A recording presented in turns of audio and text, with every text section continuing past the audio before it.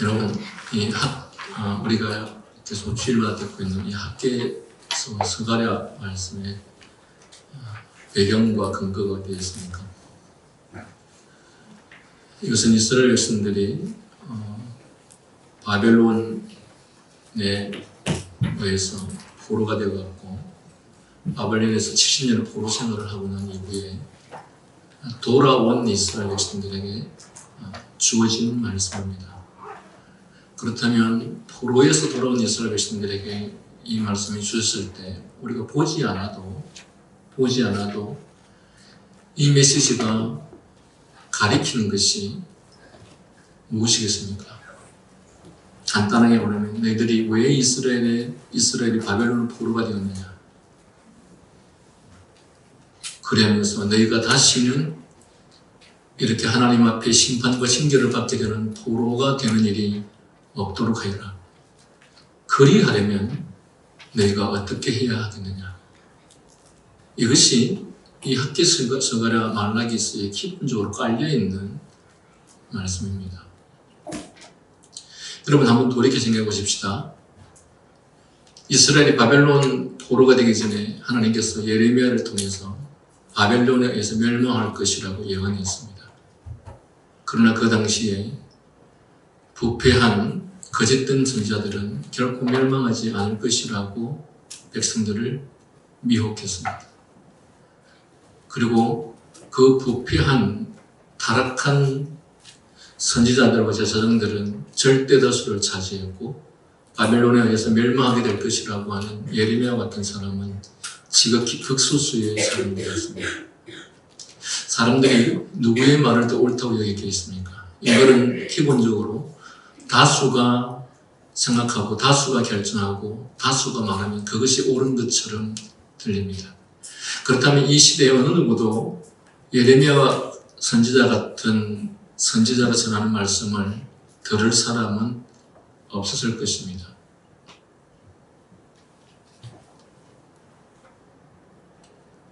자, 그러면 여기서 하나님께서 바벨론을 통해서 이스라엘을 심판하시겠다고 하면 이스라엘이 바벨론을 향해서 저항하면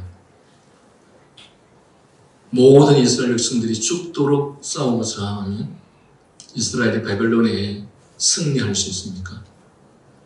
우리는 하나님의 주권을 믿는 사람입니다. 하나님의 주권이 바벨론에 의해서 이스라엘이 멸망하게 될 것이라고 말씀하셨습니다. 이스라엘이 그 어떤 저항을 하더라도 이스라엘은 멸망할 수밖에 없습니다. 그렇다면 이런 예레미야와 같은 선지자의 진리와 말씀을 정말 듣는 사람이라면 오히려 저항하지 않고 항복하는 것이 맞겠죠. 그러나 어리석은 사람들은 이런 하나님의 진리를 믿지도 않고 받지도 않기 때문에 항복하는 것이 오히려 매국하는 것이 아니냐, 항복하는 것이 오히려 죄가 아니냐 하면서 저항하는 것이 맞다고 생각할 것입니다. 그런데 여러분 여기에서 바벨론이 이스라엘을 침략할 때 저항한다면 그 저항 앞에 예레미야 같은 선지자가 하나님께서 이스라엘의 범죄와 죄악과 우상 때문에 바벨론을 통해서 심판하시고 징계하심으로써 네가 멸망하게 될 것이다 했었을 때 이스라엘이 바벨론을 향해서 저항하는 것은 어떤 결과를 낳습니까? 그것은 하나님의 주권에 그리고 하나님의 존재 앞에 하나님의 뜻에 대항하고 하나님을 적으로 삼고 하나님 앞에 죄악을 행하는 것입니다. 제가 서두에 왜 이 말씀을 드리냐면 오늘날 지금 이 시대에 이 대한민국 땅에서 일어나는 문제들과 그 문제들에 대해서 우리가 이 학계와 서가랴서의 관점으로 보았을 때 이것을 우리가 어떻게 바라보아야 할 것인지를 이 말씀들을 통해서 우리에게 메시지를 듣기 때문에 먼저 언급하게 된 것입니다. 본문을 나누기 전에 잠깐 이 부분에 대해서 먼저 나누고 본문을 들어가려고 합니다. 여러분 하나님께서는 이 대한민국 땅의 이 세대에게 말할 수 없는 은혜로 자유와 평화와 경제적 부를 누리게 해주셨습니다. 그리고 이 자유와 평화와 경제적 부를 누리는 데 있어서는 우리의 앞선 믿음의 선조들이 말로 다 할 수 없는 핍박과 고난과 시련과 고통의 삶을 거쳐서 하나님께서 그들을 통해서 이 나라에, 이 국가에 기독교와 우리의 예배와 신앙의 자유를 허락하셨고 또한 온갖 경제적 부와 평화와 자유를 하나님께서 허락하셨습니다. 그런데 그 귀한, 그 엄청난 대가가 치러진 그렇게 해서 우리들에게 주어진 이 평화와 자유와 경제적 부를 우리는 어떻게 사용하였느냐, 또한 교회는 어떻게 사용하였느냐. 교회는 그것들로 자신들의 즐거움과 쾌락을 위해서 사용했습니다.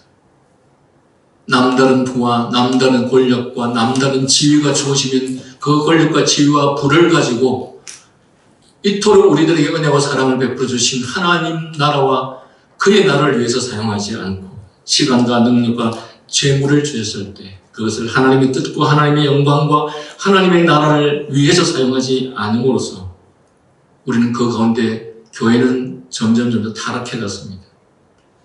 그리고 하나님께서 바로 그런 교회를 향하여 하나님께서는 마치 이스라엘이 하나님께서 그들에게 번영과 부를 주셨음에도 불구하고 온갖 우상숭배와 타락으로 인하여서 하나님을 대적하는 삶을 살았을 때 바벨론을 통해서 그들을 심판하시기로 작정하신 것처럼 오늘 하나님께서는 이 한국교회를 향하여서 진노하셔서 그들에게 주셨던 이 부와 자유와 영광을 곧 빼앗길지 모르는 현실 속에 있습니다. 오늘 우리에게 나타나는 이 나라의 교회의 현실입니다. 무엇보다 우리 신앙의 선조들이 그 말할 수 없는 고난과 시련 고통을 통하여 이루어 놓은 교회와 그로 인한 축복받은 교회와 그 교회로 인해 축복받은 나라와 국가는 이렇듯 그들을 통해 이루어 놓은 신앙의 자유와 부귀와 평화가 주어졌을 때 그것들을 즉 재물, 능력, 시간, 열정, 건강 이 모든 것을 하나님을 위한 헌신으로 하나님의 영광을 위해서 하나님의 나라를 위해서 사용하지 않고 오히려 자신들의 즐거움과 쾌락을 사용하는 일에 집중했습니다. 먹고 마시고 즐기고 쌓고 자신들의 재물을 끊임없이 쌓아가면서 그리고 그 부를 마음껏 누리고 그 쾌락을 즐기면서 사용해 왔습니다. 그런데 하나님께서 이렇게 하나님께서 베풀어 주신 은혜를 하나님의 영광을 위해서 사용하지 않고 이렇게 부패하고 타락한 삶을 삶으로 인해서 하나님께서 그 영광을 거두어가는 현실 속에 우리가 처했습니다. 내부적으로는 교인들마다 개인적인 영광과 성공과 권세와 명예를 위해서 교회를 세상 단체처럼 만들어버렸고 그 안에 있는 신앙인들은 세상 사람들과 전혀 다를 바 없이 오직 세상 사람들이 추구하는 그것들을 그들도 이루고 싶어서 그들이 기도하는 것조차도 온통 세상의 부와 영광을 위해서밖에 기도하지 않는 그런 일들이 비일비재하게 일어났던 것입니다.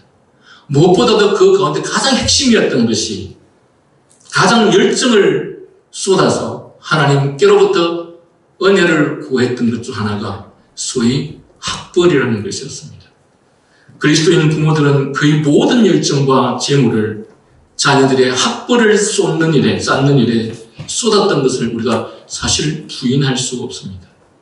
그런데 그렇게 되어가는 가운데 그들은 진리에서 떠나게 되었고 신앙에서 떠나게 되었고 그리고 그 가운데 교회 교육과 신앙 교육은 완전히 실패해버렸습니다. 그런 가운데서 교회는 내부적으로 그들의 신앙이 다 무너져갔습니다.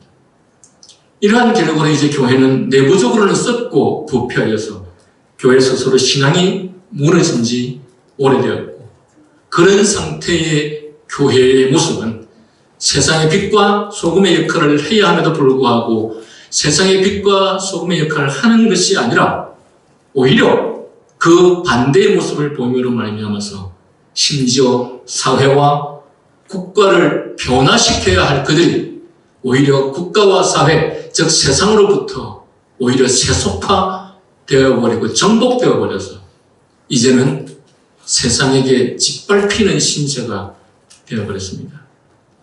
교회는 내부적으로는 자기들끼리 무너졌고, 그리고 이 교회가 세상의 빛과 소금의 역할을 하지 못함으로 말미암아서 이제 세상은 조직적으로 교회를 향해서 공격하는 그런 시대에 이르렀습니다.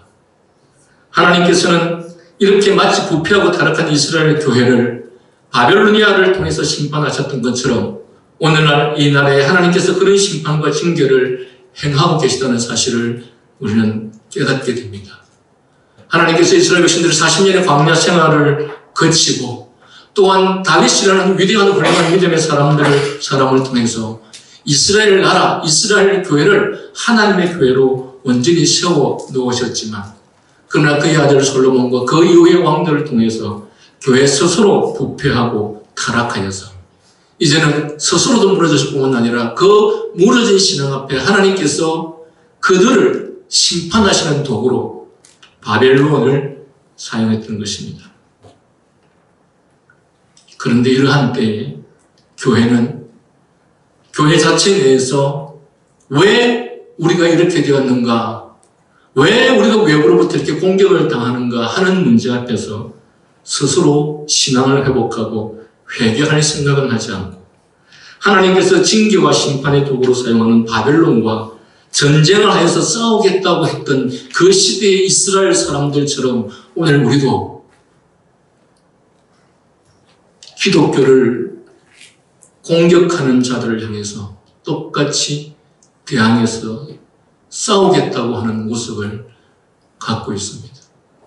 제가 서두에 말씀드렸던 것처럼 하나님께서 이스라엘을 이미 바벨론에 의해서 심판하시겠다고 작정하셨을 때는, 그리고 여러분 잘 아시지 않습니까? 모든 것이 하나님의 주권에 의해서 일어납니다. 하나님께서 허락하시지 않으면 어떤 일도 일어나지 않습니다. 그렇다면 외부적 공격이 지금 교회를 향해서 오고 있다면 그것이 하나님의 주권이 아니고 하나님의 허락하심이 아닌데 그것들이 일어날 수 있습니까? 그런데 이러한 공격들을 하나님의 주권과 하나님의 뜻으로 생각하지 아니하는 것이죠. 우리는 이런 시점에서 지금 왜 이런 현실이 우리에게 이 교회 안에 오게 되었는지, 왜 이토록 교회가 세상의 공격의 대상이 되었는지, 지금 이 기독교를 압박하고 있는 것이 단지 눈에 보이는 권력인지 아니면 그 뒤에 타락한 교회를 심판하시고자 하시는 하나님의 뜻에 의해서 이 권력이 수단으로, 마치 바벨로니아가 하나님께서 이스라엘을 심판하시기 위한 수단으로 사용되었던 것처럼 이 권력을 그 수단으로 삼는 것인지 전혀 깨닫지 못한 채 오히려 그것에 대항하면서 이겨보겠다고 하는 것이 오늘날 교회의 모습입니다. 그리고 우리는 말씀을 통해서 잘 알고 있는 것은 하나님께서 심판하시는 심판의 도구를 향해서, 즉 이스라엘이 그 당시에 바벨론을 향해서 대항하는 것은 곧 하나님께 대항하는 것이고, 바벨론이 그 당시에 이스라엘이 바벨론을 향해서 저항하는 것은 하나님의 뜻에 저항하는 것입니다. 하나님께서 할 일 없이 이스라엘 백성들로 하여금 바벨론에게 공격을 당하게 하셨겠습니까? 그것은 이스라엘을 위한 하나님의 채찍이었습니다. 그런데 그 채찍을 향해서 그 채찍을 부러뜨려 버리겠다고 하는 것이 그 당시에 이스라엘이었습니다. 그런데 오늘 우리 시대에 이 한국교회가 지금 그런 행동들을 하고 있습니다. 그리고 무엇보다도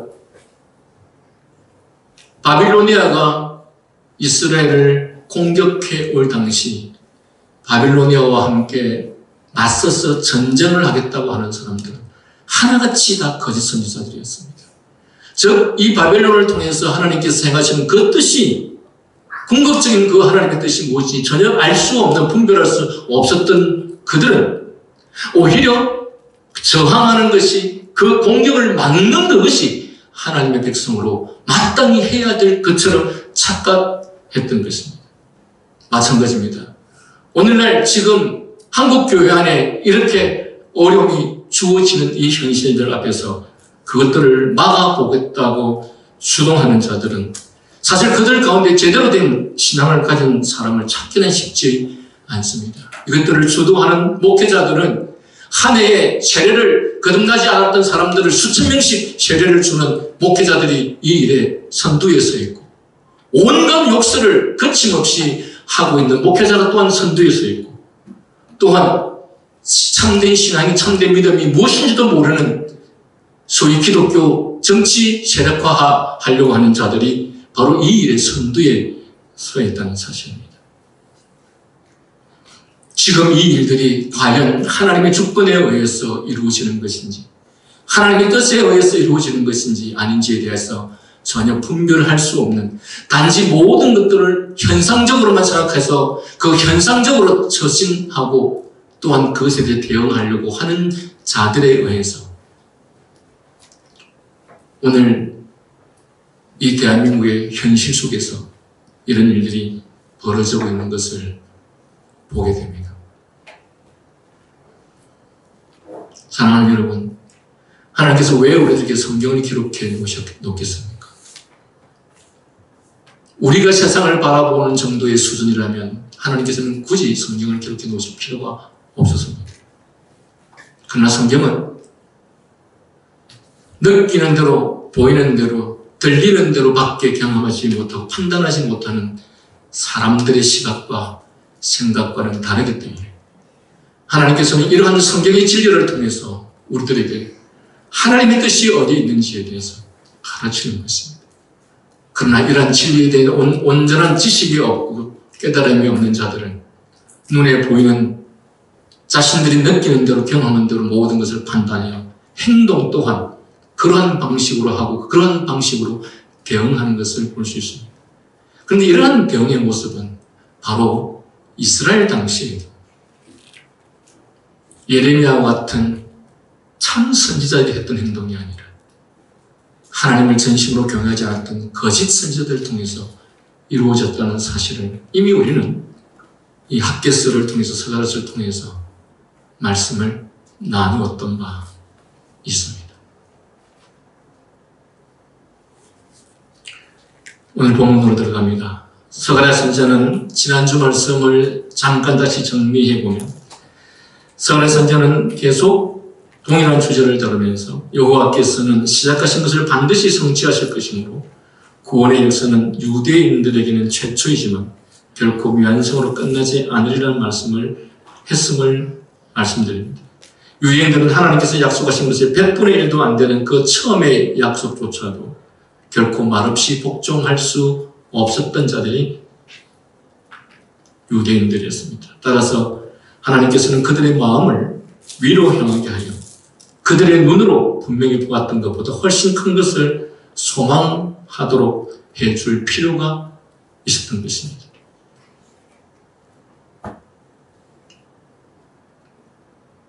따라서 이 진리는 이러한 사실을 지적해 줍니다.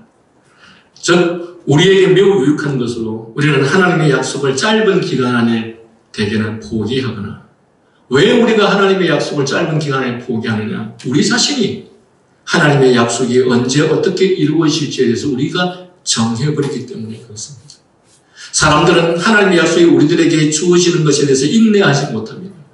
만약에 요셉도 그리고 다윗도 우리들처럼 하나님께서 분명히 약속하셨지 않느냐, 그런데 그 약속이 언제 이루어질지 모르는 가운데 요셉처럼 그리고 다윗처럼 인내하지 않는다면 우리는 언제든지 그 하나님의 약속을 스스로 파기해 버릴 것입니다.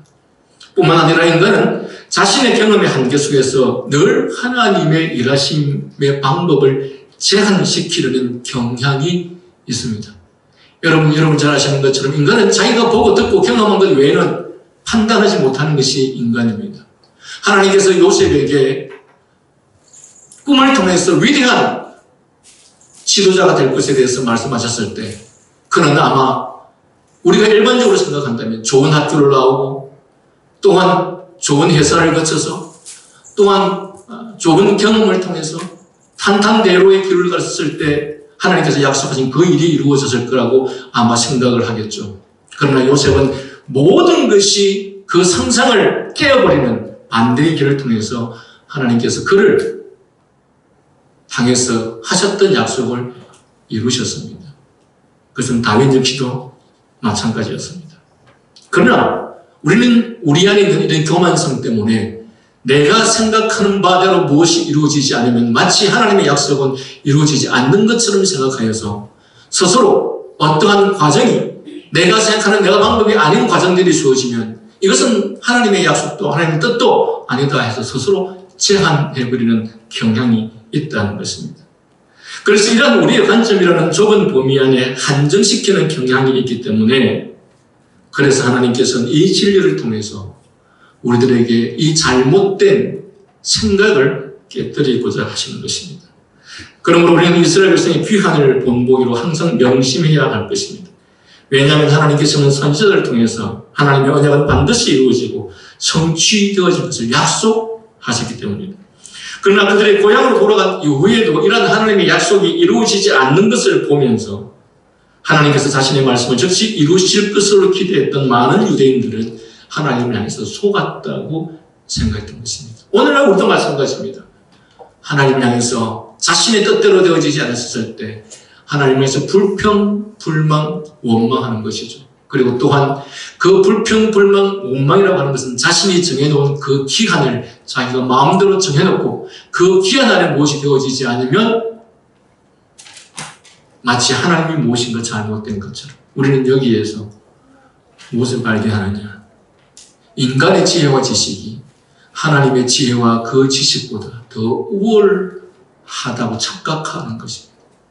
하나님의 지혜와 지식은 완전합니다. 거기에 비하면 인간의 지식과 지혜는 정말 그 하나님의 지혜 앞에 처음에 전만큼도 되지 않습니다. 우리는 때때로 내가 하나님의 일을 하고 하나님의 영광을 위해서 한다는 그것이 오히려 하나님의 나라를 망치는 일들이 얼마나 많이 있는지 우리는 잘 알지 못하는 가운데 살아가고 있습니다.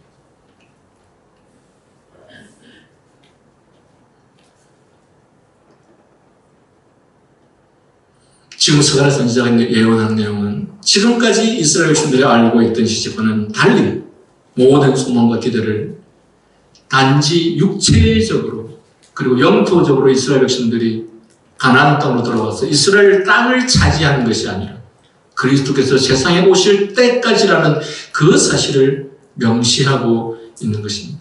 즉 지금까지 옛 이스라엘에 대한 약속들은 이스라엘 나라에 국한되었지만 이제는 더 넓은 영역인 이 세상 모든 족속으로 확대되는 것이었음에도 불구하고 그 시대의 이스라엘 백성들은 이러한 하나님 나라의 원리를 잘 이해하지 못했기 때문에 저들의 눈앞에 펼쳐지는 이스라엘 영토 안에 하나님의 약속이 이루어져야 한다고 생각했던 것입니다.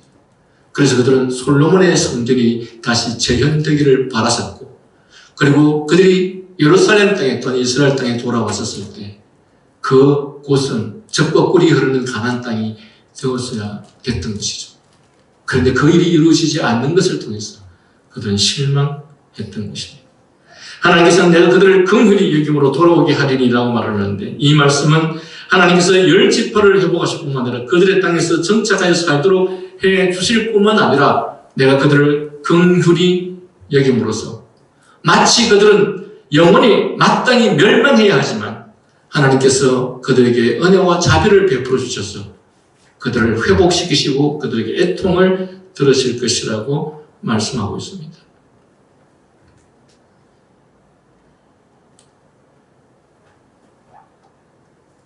그리고 하나님께서는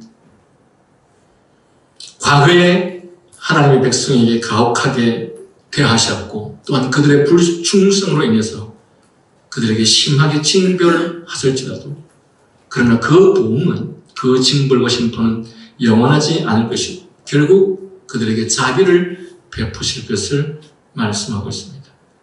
그는 또 나는 그들의 하나님 여호와라는 이유를 덧붙임으로써 선지자는 이 구절을 통해서 하나님께서 얼마 동안 유대인들을 거부하셨지만 하나님의 택하심은 결코 헛되지 않을 것이라는 사실을 가르쳐 줍니다. 하나님께서는 자신을 그들의 하나님이라고 칭함으로써 그들의 언약을 상기시키고 지킵니다. 우리가 지난주에 잠깐 나눴던 것처럼 하나님께서 당신의 백성들이 은혜를 베풀어 주신 것은 하나님의 약속 때문에, 하나님의 언약 때문에. 왜 약속 때문에, 언약 때문인가? 하나님 근본적으로 당신의 백성들이 자신들이 거룩하고 자신들이 어렵게 살아서 하나님으로부터 하나님의 약속을 받을 수 있는 존재라고 알고 이미 그렇지 않다고 알고 있었던 것이죠. 그래서 하나님께서 당신의 백성들에게 주시는 모든 약속은 하나님의 전적인 선택, 택하심 때문에 이루어지는 것이라는 사실을 저희들에게 가르쳐 주는 것입니다. 따라서 이것은 그들에게 자격이 있기 때문이 아니고 하나님께서 아브라함과 그의 후손을 무조건 선택하신 것처럼 그들에게 선택하셨기 때문이라고 말씀합니다. 선지자는 마지막으로 내가 그들에게 들으라고 말씀하는데 그는 여기서 그들에게 이 약속에 의지하여서 기도함으로써 하나님께서 약속한 것을 구하라고 권면합니다. 제가 내용이 워낙 많아서 중간중간 간략간략하게 넘어갑니다. 일일이 성경 구절들을 다 다루지 않고 넘어가는 것에 대해서 이해하시기 바랍니다. 여러분, 하나님께서 당신의 백성들에게 내가 그들에게 들으리라 라고 했을 때는 그 전제가 무엇이겠습니까? 들으리라는 말은 구하라는 뜻입니다. 구하지 않는데 듣습니까? 듣겠다는 것은 하나님께 구하라는 것이죠. 그는 여기서 그들에게 이 약속에 의지하여 기도함으로써 하나님께서 약속하신 것을 구하라고 권면하는 것입니다. 이 말은 하나님께서 우리에게 약속과 조화 또는 일치되는 기도를 요구하시는 까닭에 백성은 기도하라는 뜻입니다. 이것이 이 본문의 핵심적 의미입니다. 다 같이 7절 한번 읽어볼까요? 잠깐 조금 여유를 가져서 7절 다 같이 한번 읽어보겠습니다. 시작.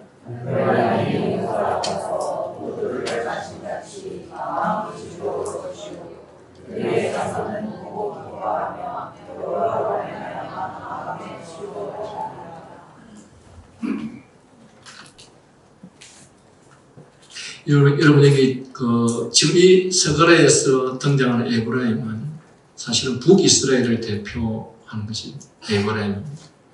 왜냐하면 에브라임은 요셉의 두 아들 중에 한 사람이고 그래서 요셉 지파이기 때문에 요셉 지파는 북이스라엘 10지파 중에 한 지파죠. 그런데 이 에브라임을 북쪽 이스라엘 10지파 전체를 대표로서 그렇게 상징하고 있는 말씀입니다.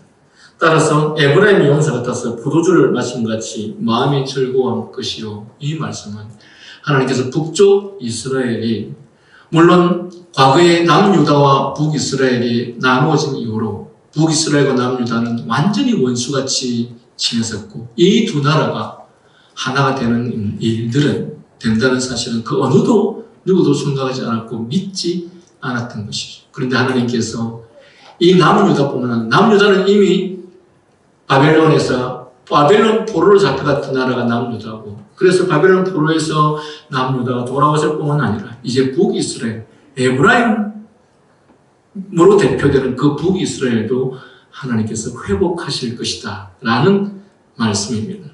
그리고 그는 포도주를 마시는 같이 마음이 즐거울 것이요 그들의 자손은 보고 기뻐하며 여호와로 말미암아 마음이 즐거워하리라 라고 말합니다.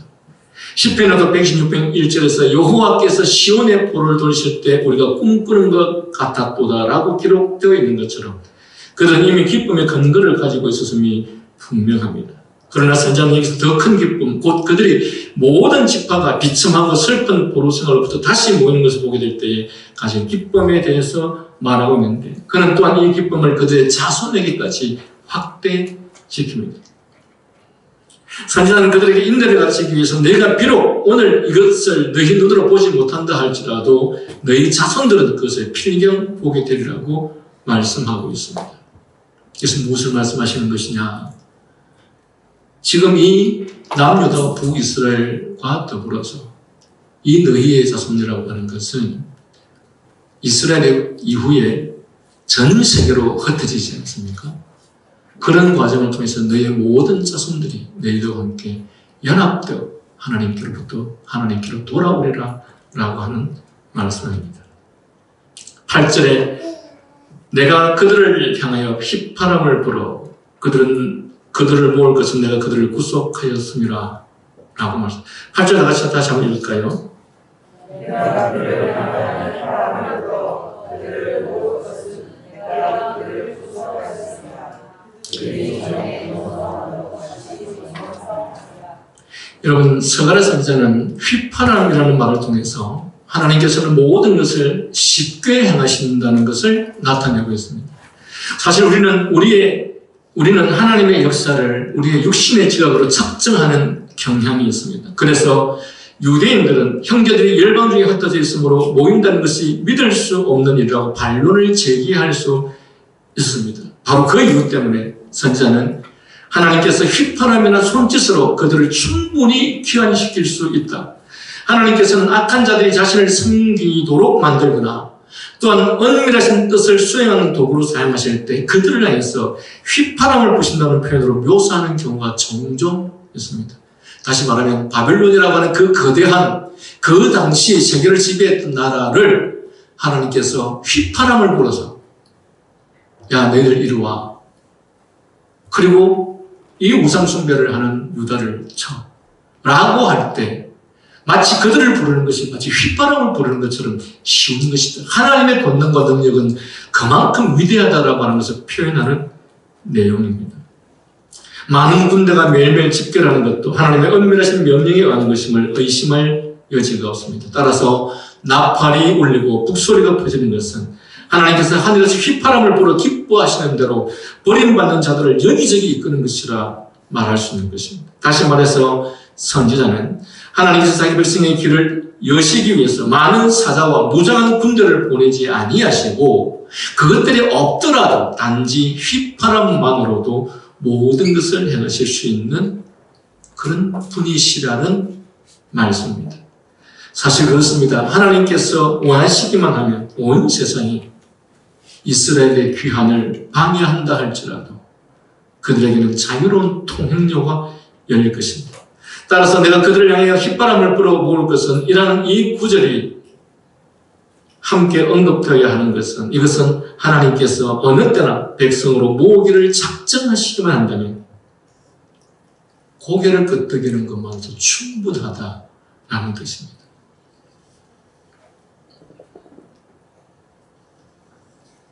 구절 다 같이 다시 한번 읽어볼까요?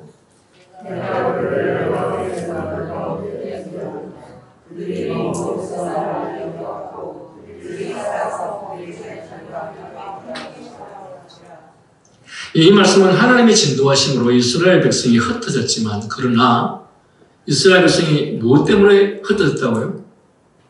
그래서 오늘 뭐라고 했습니까? 하나님의 진노하심으로 흩어졌다고 그랬죠. 하나님의 진노하심으로 흩어졌으면 불행해야 됩니까? 행복해야 됩니까? 하나님의 진노에 의해서 흩어졌습니다. 여러분, 자신의 조국과 민족을 떠나서 타국에 갔을 때 이들은 고난의 삶을 살아야 됩니까? 평화로운 삶을 삽니까? 고난의 삶을 살죠. 하나님이 진노하심으로써 이스라엘 백성이 흩어졌습니다. 그런데 결말은 기쁨이 될 것이다. 이게 어떻게 가능합니까? 하나님께서는 모세를 통해서 심판을 말할 때마다 뭐라고 하셨냐면 유대인을 흩어버릴 것이다 라고 말씀하셨습니다. 이때의 말씀은 하나님께서 유대를 심판하시는 방법이 유대를 흩으시는 것이었죠. 그래서 이 남쪽 유다가 부패하고 타락했을 때 어떻게 했습니까? 바벨론으로 흩어버렸습니다. 따라서 심판이 임하면 유대 백성은 곳곳에 흩어지는 불행을 겪습니다. 그러나 오늘 여기 본문에서 말하는 흩어진다는 의미는 지금 모세를 통해서 하는 그 흩어진다는 의미와는 다릅니다. 이제는 다른 의미로서 그들이 도처에서 열매를 맺게 하시기 위해서 그들을 흩으리라고 말씀하시는 것입니다. 하나님께서 마치 이 흩으시는 것이 씨를 곳곳에 뿌리는 것처럼 무서운 그의 심판으로 백성을 흩어 놓으신 것은 오히려 놀라우신 은혜였습니다. 그러니까 하나님의 심판으로 말미암아 온 세계 곳곳에 흩어 씨를 뿌려놓았는데 그 씨로 인해서 세상 곳곳에 복음이 전파되어지는 그런 놀라운 결과가 일어났다는 것입니다. 그런 말미암아 하늘의 진리에 대한 지식이 도처에 비춰졌고 마침내 복음이 전파되었을 때 여러분 사도 바울을 통해서 이방인들에게 복음을 전하기 시작했지 않았습니까? 그죠? 근데 여러분 사도 바울이 이방인들에게 복음을 전하기 전에 이미 하나님께서는 이스라엘을 심판하심으로 말하면 이스라엘 백성이 세계 곳곳에 흩어져 있었습니다. 흩어져 있었기 때문에 그래서 이 복음이 전파되는 데 있어서 곳곳에 흩어져 있는 유대인들로 인해서 이방인들에게 더욱 용이하게 접근될 수 있었던 것입니다. 따라서 그들에게 임한 포로생활이라는 징벌은 복음의 문을 여는 방편이었고 하나님께서는 모든 사람이 감히 상상할 수 없었던 열매를 때가 참에 거두시기 위해서 그 씨앗을 도처에 뿌렸던 것입니다. 다시 말하면 사도 바울이 모든 이방 세계에 복음을 전하기 전에 하나님께서는 이미 이스라엘 백성이 세계 곳곳에 흩어지게 되는 소위 아시리아를 통해서 바빌로니아를 통해서 로마에 의해서 이스라엘 백성들이 세계 곳곳에 흩어져 있게 만든 그 사전 작업이 이미 먼저 되어 있었던 것입니다. 그리고는 이 복음을 전하는 자들이 가는 곳곳마다 그곳에 복음을 전할 수 있는 배경들이 형성되어 있던 것입니다.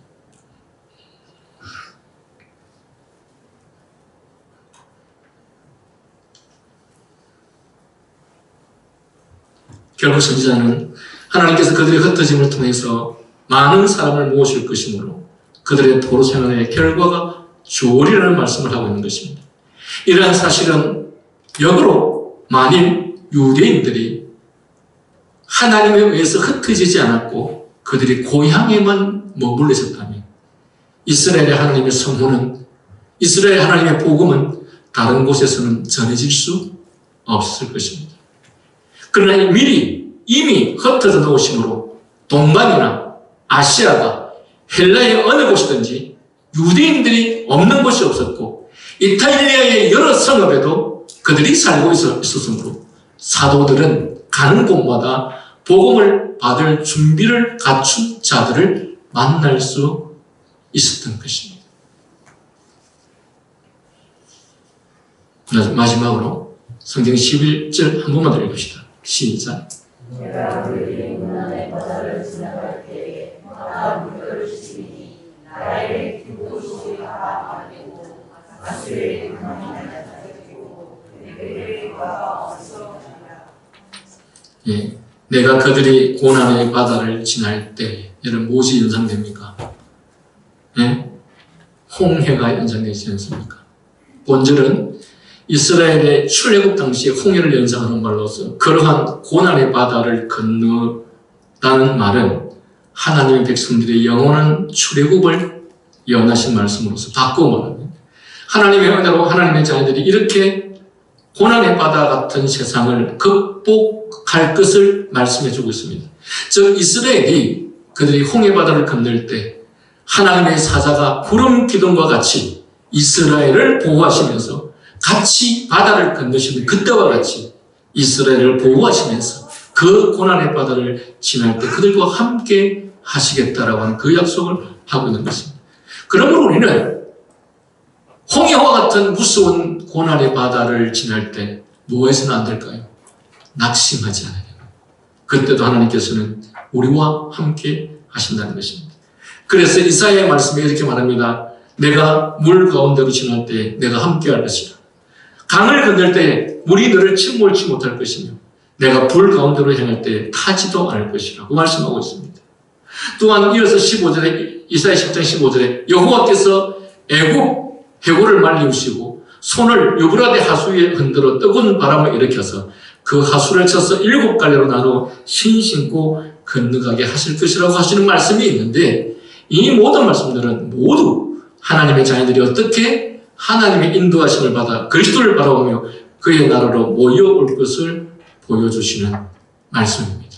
그리고 12절 말씀은 곧 하나님의 자녀들이 어떻게 하나님께서 베풀어 주시는 능력으로 새 힘을 얻어서 강건하여질 것을 약속하여 주시는 말씀입니다. 즉 하나님의 자녀들이 주의 이름으로 즉 주님께서 주시는 힘으로 살아가게 될 것이라는 것입니다. 또 주님 안에 이루어지는 자유와 화평을 누리게 될 것이다. 너무 빨리 해서 정리가 잘 안 되시죠? 간단하게 정리하고 마치겠습니다. 첫 번째, 인간은 하나님의 약속을 짧은 시간에 포기하거나 자신의 경험의 한계 속에 제한시키려는 경향이 있어서 이러한 모순이 곳곳에서 하나님의 사역을 방해하고 자신에게 주어질 하나님의 은혜와 역사를 스스로 제한하는 경향이 있다.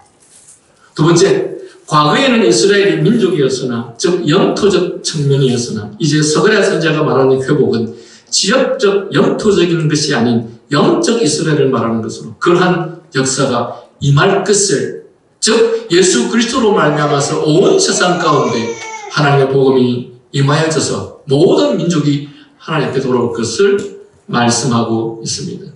그런데 그러한 것들이 얼마든지 가능한 것은 그의 능력을 휘파람 불듯이 가볍게 하시기 때문에 그렇다고 말씀합니다. 세 번째, 이스라엘이 고향에 머물러 있었다면 복음이 온 민족들에게 전파되었겠는가. 그러나 심판을 통하여 강제로 흩은 것이 결국은 단지 심판이 아니라 하나님의 복음 전파의 도구로 삼는 합력하여 선을 이루시는 그런 역사를 이루게 하셨던 것입니다. 우리에게 닥치는 고난을 결코 무엇으로만 봐서 안 된다고요? 부정적으로만 보아서는 안 됩니다. 왜? 하나님께서는 비록 그 고난으로 인해서 우리가 고통을 당할지 모르겠지만 그 고난으로 인해서 이렇듯 우리가 상상하지 못하는 엄청난 하나님의 복음의 역사를 이루신다는 사실입니다. 이스라엘 백성들은 하나님의 심판에 의해서 그들이 세상 곳곳으로 흩어지게 되는 그 불행을 당할 때 그것이 어떻게 온 세상 민족을 복음화시키고자 하는 이 스가랴서를 통해서 예언한 그 말씀이 이루어질 것이라는 것을 어떻게 상상이라도 했겠습니까? 그런데 하나님께서는 우리가 보기에 마치 심판으로 보였던 우리가 보기에 마치 불행으로 보였던 그 일을 통해서 하나님의 나라와 하나님의 역사를 이루어 가신다는 사실을 보게 됩니다. 우리는 이러한 하나님의 일들을 보면서 많은 것들을 생각하게 되죠. 우리가 보기에 어떤 부정적인 것, 불행한 것들에 대해서는 하나같이 그 결과도 불행할 것이라고 생각합니다. 아닙니다. 전능하신 하나님, 우리의 언약의 하나님은 심지어 우리에게 닥치는 이 불행한 일까지도 합력하여 선을 이루셔서 우리를 유익되게 하신다라는 사실입니다. 그러므로 이 흩어짐이라고 하는 것은 복음의 문을 여는 방편이었습니다.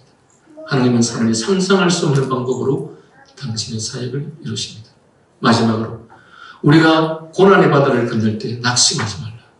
하나님의 사자들이 구름 기둥처럼 이스라엘 백성들이 출애굽하여서 광야를 거칠 때에 낮에는 구름 기둥으로 밤에는 불 기둥으로 그들을 인도하셨죠. 그런데 고난의 바다를 걸어가는 우리들에게 하나님의 사자가 구름 기둥같이 이스라엘을 보호하고 안내하여 인도하실 것이라고 말씀하십니다.